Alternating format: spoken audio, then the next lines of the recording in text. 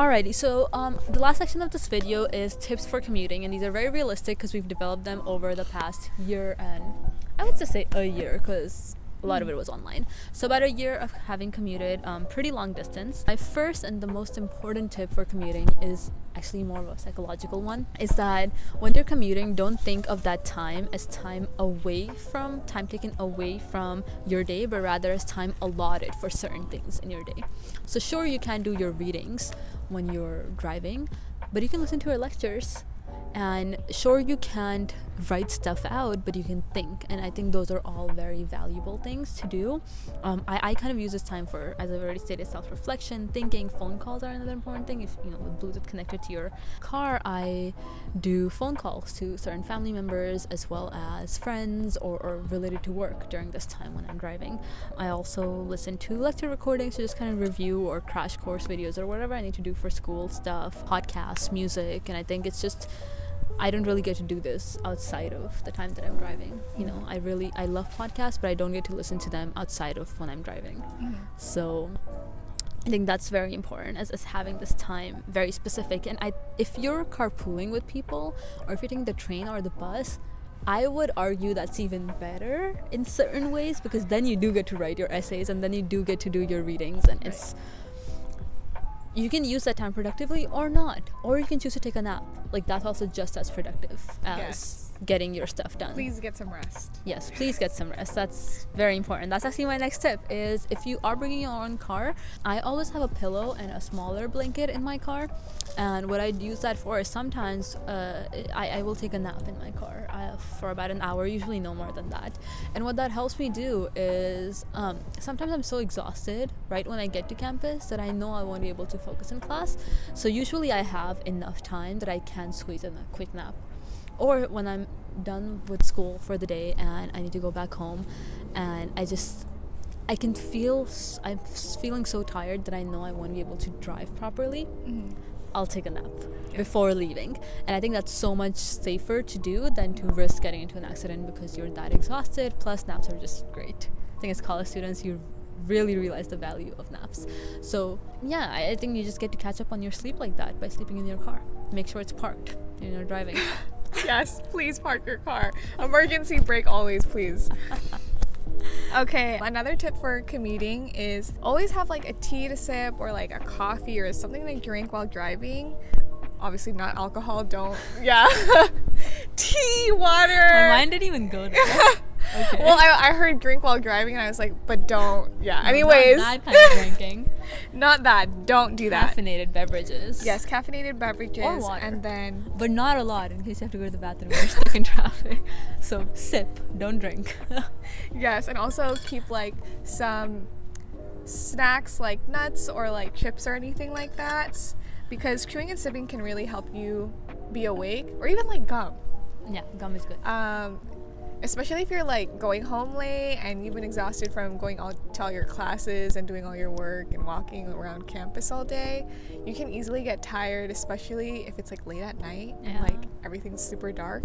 So you just want to make sure, just for your safety, that you're awake. So make sure to like bring some drinks and some snacks, and then also play some music loud or talk or sing.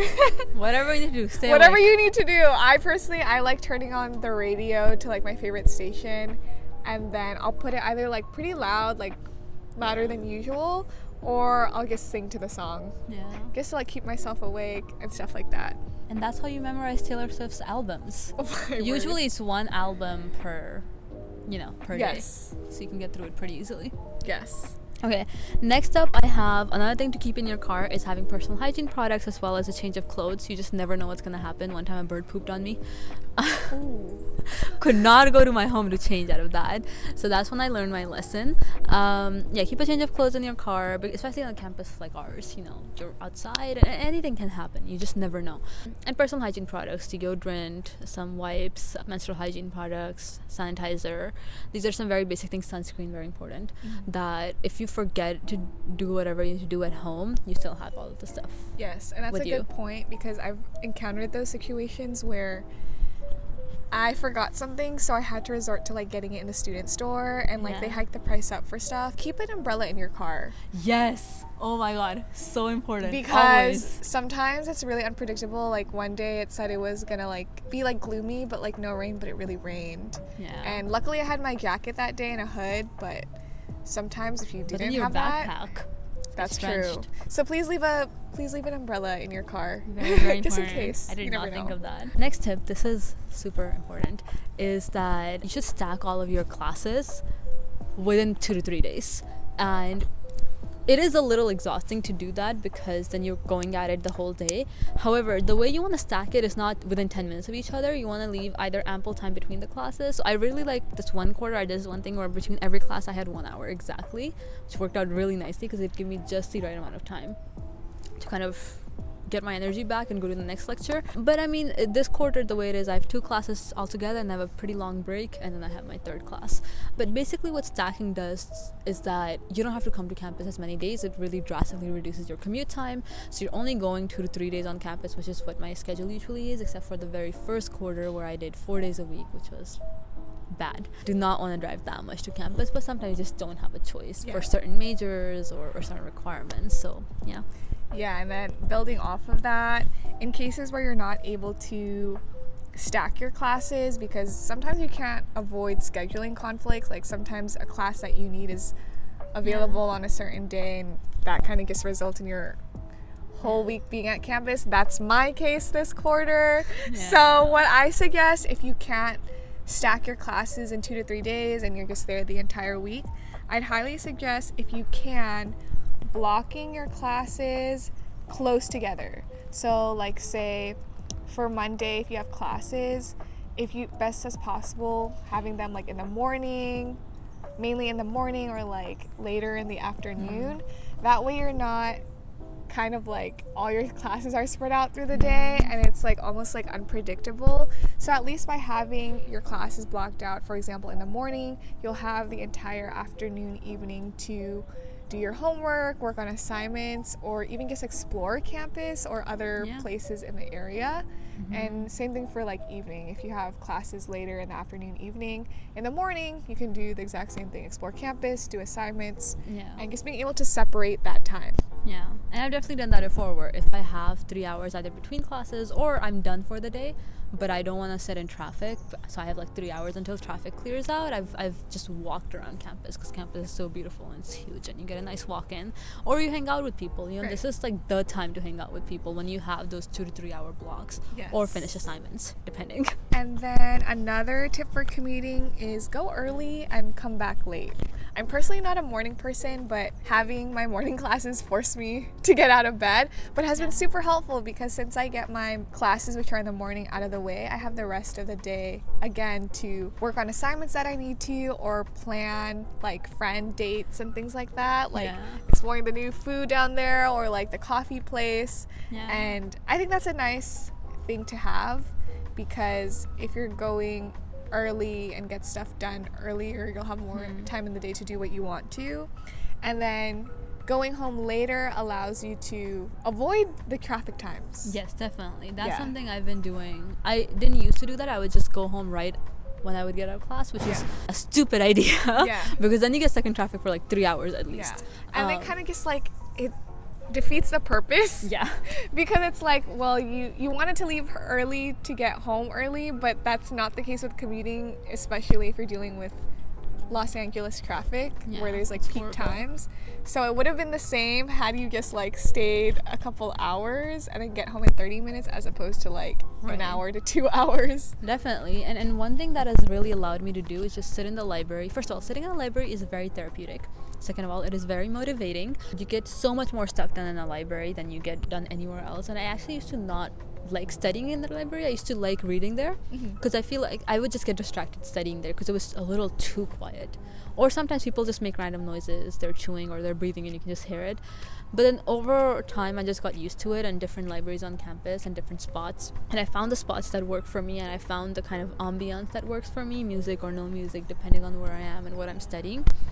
And you only get to perfect that when you have the time to do so. And commuting gave me the time to perfect that. So whether it be the libraries on campus or certain cafes or the transfer center, the computer lab, like all of that, you can only really explore when you are kind of forced to be on campus. So you have to go around and figure out what you're going to do for the next 3 hours before traffic dies down. And I mean, it takes like 2 quarters to figure out all the favorite spots you have, and then you're good to go after that. I mean, it's genuinely, I have fun being on campus. And then our last tip is to digitize as much as you can. I actually really enjoy having stuff on paper. I prefer that. I like reading on paper. I like writing on paper. It's just not feasible. Like your back, your shoulders are going to they're going to kill you. It's going to be so painful. So carrying a different notebook for every class and carrying all of your books for every class, it's just not a feasible thing to do. I would say digitize as much as possible. Put stuff on your iPad, put stuff on your computer, and then only bring that. Maybe one more book and stuff. Especially if you have your car, then like you can put stuff there. But to go back and forth even from your car is a lot of time. So I would say, it's just easier, and you can go back to your paper stuff when you're not commuting anymore, but when you are commuting, it's just best to digitize. Yes. And this is like a random resource, but I saw this like TikTok where it was like, if you're a person who really benefits from like writing your notes out, but obviously you don't want to carry all of that, they have like this notebook where you write in it, and then, but it's like a special notebook. Remarkable. Is that what it's called? I think so. I've been getting ads for that. So yeah, you just write your note on the paper, and then there's a QR code on the... Oh, no, that's not that. It's a different one. Oh, okay. Well, it's like similar. So like similar. There's a way where you can scan the QR code and the note saves like to your files, and then you just erase it. Nice. So it like, you still have the benefit of writing out your note, but like digitizing your note to save later. Yeah. So that's a random resource. I'm not sure what it's called, but maybe we can look it up later. Yeah, I mean, I just use this thing. It's honestly really nice to use because you can write on it. It feels like a notebook to an extent, not always, but close enough. Close enough for our purposes where you don't have to carry it. So in terms of concluding the video and our conclusions on commuting, especially because we only have 1 quarter left, technically 1.5 quarter left of this, it's a decision you take for your own personal finances and experiences, and it's completely up to you whether you want to dorm or you want to commute. For me, the one aspect of not going in debt far outweighed every other con that commuting comes with. Yes, it is exhausting. Yes, it like you miss out on certain things, I would say, not all of it, but for the most part, I think it's totally worth it to not be in a lot of debt, whether it's good debt or bad debt, any debt. I feel like people argue, oh, education is a good kind of debt. Whatever debt it is, I did not want to be in it. So it worked out. It worked out for both of us, and we survived it. It was nothing like so intense that we couldn't do. But at the same time, it's a nuanced thing, and don't think I ever want to do this again. I don't think I ever want to commute again, whether it be grad school after this or a job or whatever else I do with my life. I think I will always keep this experience in mind and think about how much time this really takes, and then not really accept anything that is going to have a really long commute. With UCLA is a really a big exception. I got into schools that were way closer to where I was, literally a 10-minute drive, or if I was going on the bus, a 30-minute bus ride, whatever that was. That was, I think, the closest school that I got into, but decided to go here because it was my dream school, so it was 100% worth it.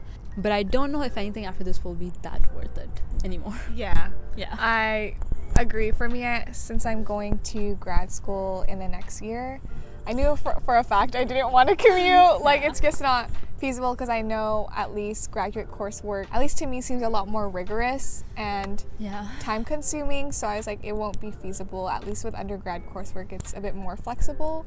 But I just knew it was something I didn't want to do for grad school. But sometimes people can do it, but personally for me, it's just, I don't think it's an option.